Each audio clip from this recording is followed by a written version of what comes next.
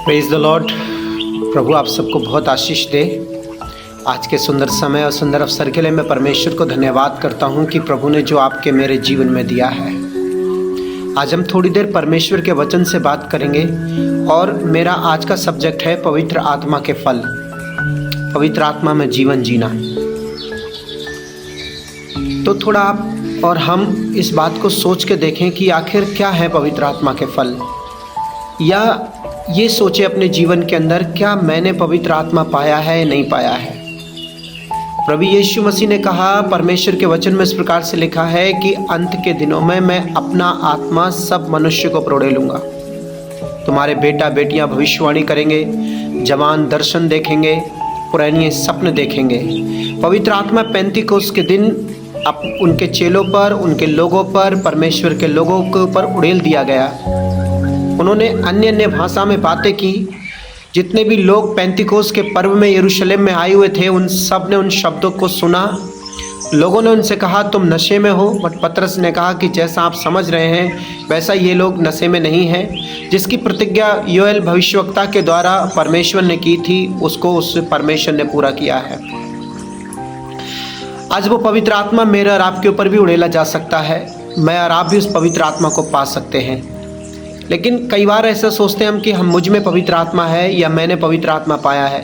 तो हम कैसे पहचानें कि मैंने पवित्र आत्मा पाया है या पवित्र आत्मा मेरे जीवन के अंदर है। ध्यान से सुनिए, प्रभु के वचन में लिखा है, प्रभु यीशु मसीह कहते हैं कि जिसके अंदर मसीह का आत्मा नहीं है वो मेरा जन नहीं है।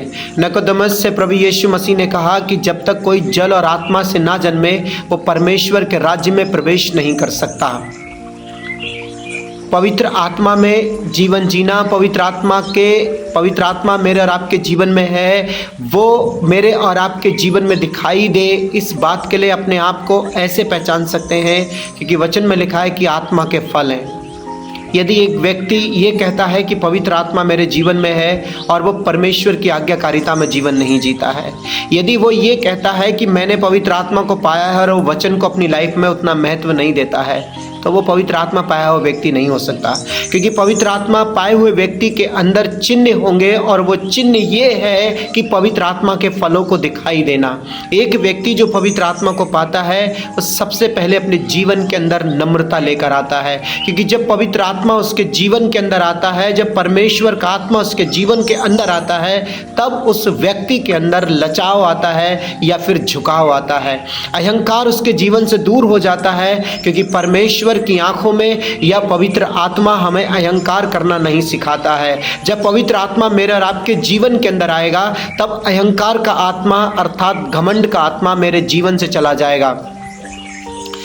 पवित्र आत्मा का फल प्रेम है और यीशु मसीह ने कहा अपने सताने वालों को आशीष दो, अपने पड़ोसियों से अपने समान प्रेम करो, अपने से बेहतर दूसरों को समझो। एक व्यक्ति जिसने पवित्र आत्मा को पाया है वो कैसी भी परिस्थिति में उसके साथ लोगों ने कैसा भी व्यवहार क्यों ना किया हो, वो हमेशा लोगों को प्यार करेगा और वो परमेश्वर ही की दृष्टि से देखेगा। एक व्यक्ति जिसने पवित्र आत्मा पाया है उसके जीवन के अंदर क्षमा करने का हृदय होगा, क्योंकि एक वही माफ कर सकता है जिसने परमेश्वर के स्वरूप और सामान्यता को पाया अर्थात पवित्र आत्मा को पाया है। जिसके अंदर परमेश्वर का आत्मा है वो मसीह का जन है और वो मसीह के गुण को प्रकट करता है। इफिसियों 2 अध्याय उसका 2 वचन कहता है कि पहले तुम उस आत्मा के चलाए चलते थे जो आज भी आज्ञा ना मानने वालों के अंदर कार्य करता है। यदि एक व्यक्ति जो परमेश्वर के वचन की आज्ञाकारिता में नहीं है या परमेश्वर में आज्ञाकारी नहीं है, आज भी वो उसी आत्मा के चलाए चल रहा है जो आज्ञा ना मानने वालों के अंदर कार्य करता है। क्योंकि पवित्र आत्मा पाया हुआ व्यक्ति आज्ञाकारिता में जीवन जीता है। पवित्र आत्मा अगर आपने और मैंने पाया है तो पवित्र आत्मा मुझे और आपको अधीन होना सिखाता है, परमेश्वर के अधीन होना सिखाता है, अधिकारियों के अधीन होना सिखाता है, अगुवों के अधीन होना सिखाता है जब पवित्र आत्मा मेरे और आपके जीवन के अंदर है। क्योंकि हर पेड़ अपने फलों से पहचाना जाता है।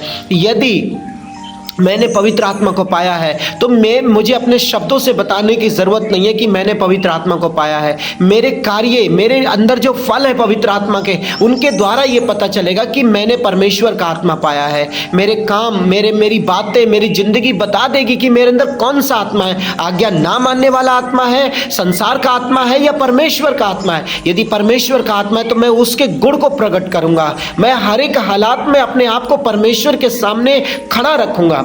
मैं परमेश्वर के उस वचन की जो प्रतिज्ञा की गई है मेरे जीवन पर, उस पर मैं विश्वास करूंगा। और जब मैं विश्वास में जीवन जीता हूं, तब मेरे जीवन के अंदर ये पता चलता है कि मैंने पवित्र आत्मा को पाया है।